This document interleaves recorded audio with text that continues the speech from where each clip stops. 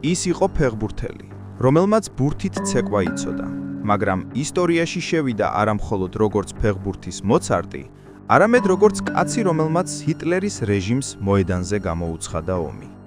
მატიას სინდელარი, ზედმეტსახელად ქაღალდის კაცი, მისი სიგამხდრის გამო, მე-20 საუკუნის ერთ-ერთი ყველაზე იდუმალი და ტრაგიკული ფიგურაა, რომლის სიკვდილი დღემდე პასუხგაუცემელ კითხვებს ტოვებს. მისი ამბავი ვენის ღარიბ უბნებში დაიწყო, სადაც პატარა მატიასი ნაჭრის ბურთს დაძდევდა. 30-იან წლებში ის უკვე მსოფლიო ვარსკვლავი და ავსტრიის ლეგენდარული ვუნდერ თიმის საოცარი გუნდის კაპიტანი იყო. სინდელარი არ თამაშობდა ძალის მიერ ფეხბურთს, ის თითქოს დაფრინავდა მინდორზე, მისი პასები კი ხელოვნების ნიმუშს გავდა. თუმცა მისი ცხოვრების მთავარი მატჩი არა სპორტულ, არამედ პოლიტიკურ არენაზე გაიმართა. 1938 წელს ნაცისტურმა გერმანიამ ავსტრიის ანექსია, ანშლუსი მოახდინა. ავსტრია როგორც სახელმწიფო გაქრა რუკიდან და შესაბამისად დაიშალა მისი საფეხბურთო ნაკრებიც.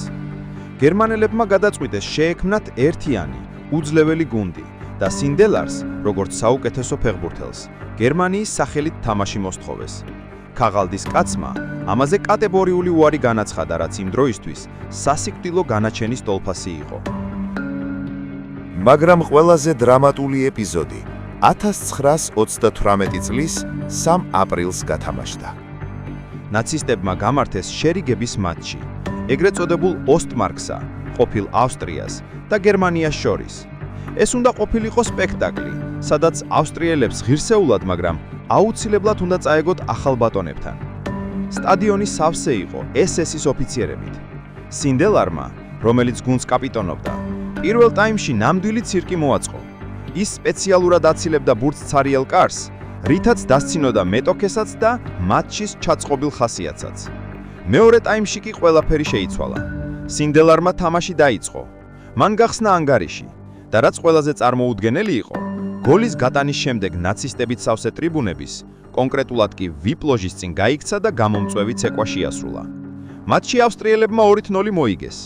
ეს იყო უკანასკნელი დღე, როდესაც ავსტრიამ ფეხბურთი ითამაშა. დამოუკიდებლობის აღდგენამდე. ამ თავხედობას გესტაპო ვერ აპატიებდა.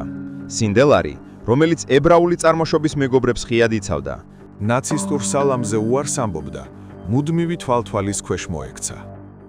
მატჩიდან 10 თვის შემდეგ, 1939 წელს 23 იანვარს, 35 წლის მათიას სინდელარი და მისი შეყვარებული კამილა კასტანიოლა ვენის ბინაში მკვდრები იპოვეს.